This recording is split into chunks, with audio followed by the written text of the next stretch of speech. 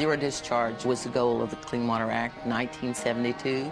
And instead of zero emissions out there, we have Superfund sites. We have fishermen that are bankrupt because of ecosystem dying out there. And my new little business venture is to take what the petrochemical industry has produced, and we're going to bottle it and send it right back to the businessman where it come from.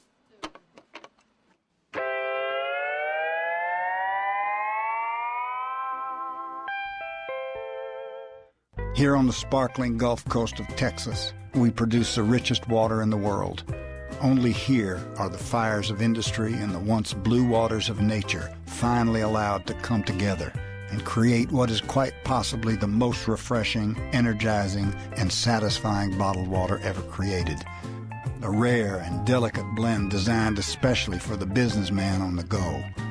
A crisp, complex refreshment. A state bottle by former fishermen right here in Port Lavaca.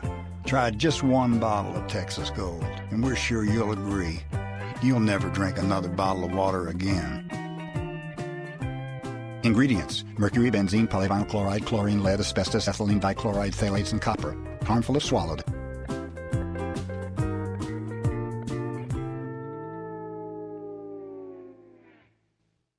I've spent my whole life around the water. I've been shrimping since I was 8 years old, and even when I was smaller, when I was like 4 and 5 years old, my dad would come in from shrimping, and all of us kids would go to the bay, and I can remember going out in the bay, and when you leave early, you got the spoonbills, you know, these pink birds flying, they coming up out of the marshes, and you're going past the reefs, and you're heading out into the bay, and it was beautiful, and it always kept that magic. And I think if I gave up on the bay, I would be giving up on the best part of myself. It's like, oh.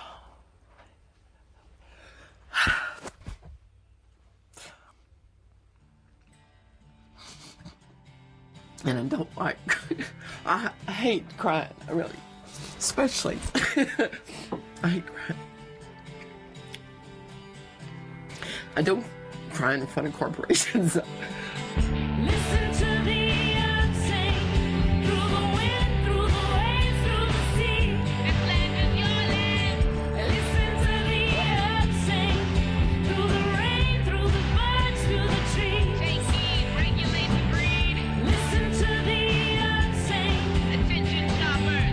Chemical buffet in aisle 5. Listen to the earth sing. Where are your video thing? They're not, we are. Okay, you need to go ahead and go. I need to see your driver's license. Put your camera down, put your equipment down, let me have your driver's license now. I can show it to you. Oh, here it is. Pull it out. I thought you were gonna get arrested. Oh. And then is when he told me, put the camera down. I love it. I love it. Oh, that's a hoot. You've been fighting for these bays a long time now. For a long time, probably about 13 years now. And this isn't your first hunger strike. No. You've done this before. This is my 5th hunger strike. Ooh.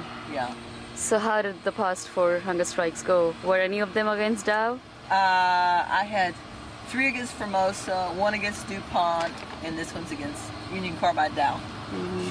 How did those other 4 go? What came out of them? The first one I did, I got results in 12 days.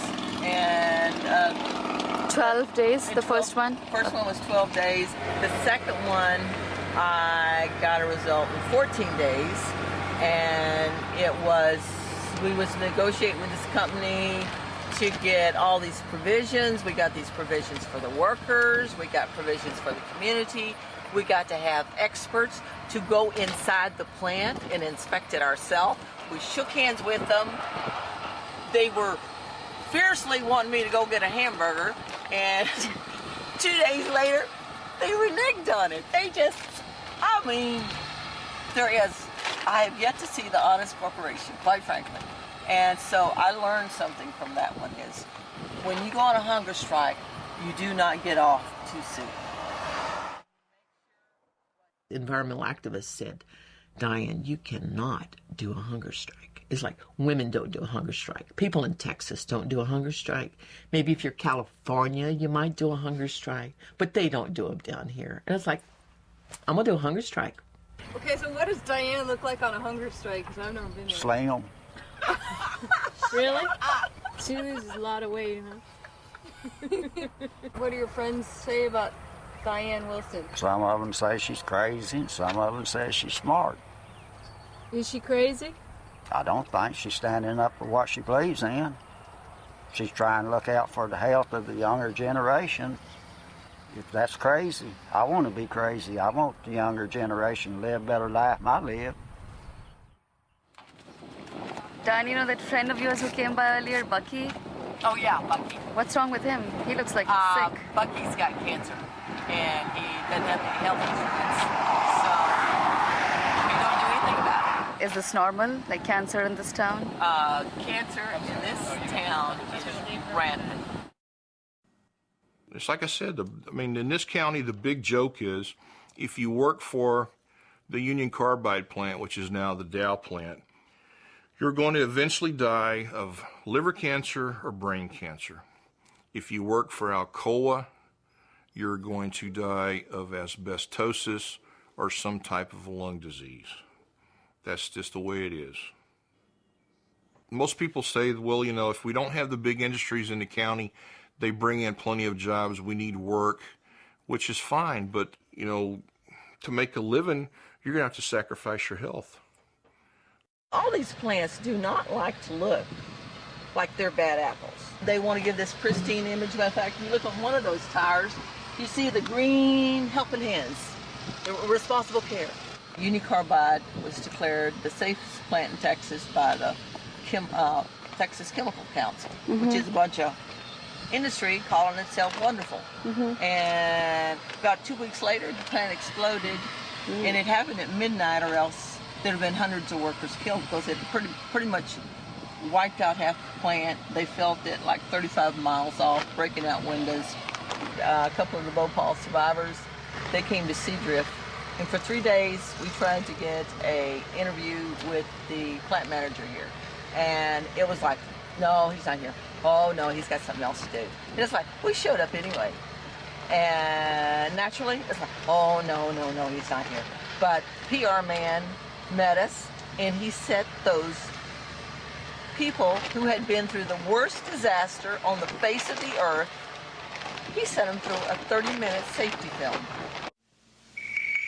The events, as first described by workers at the plant, began shortly after 11 p.m. that Sunday evening. Heat began radiating from the ground. Rumbling sounds were heard coming from Tank 610, and at approximately 12:45 a.m., the screeching through the safety valve signaled the terrifying release. For the next 2 hours, 50,000 pounds of a poisonous methyl isocyanate gas enveloped most of the older sections of Bhopal.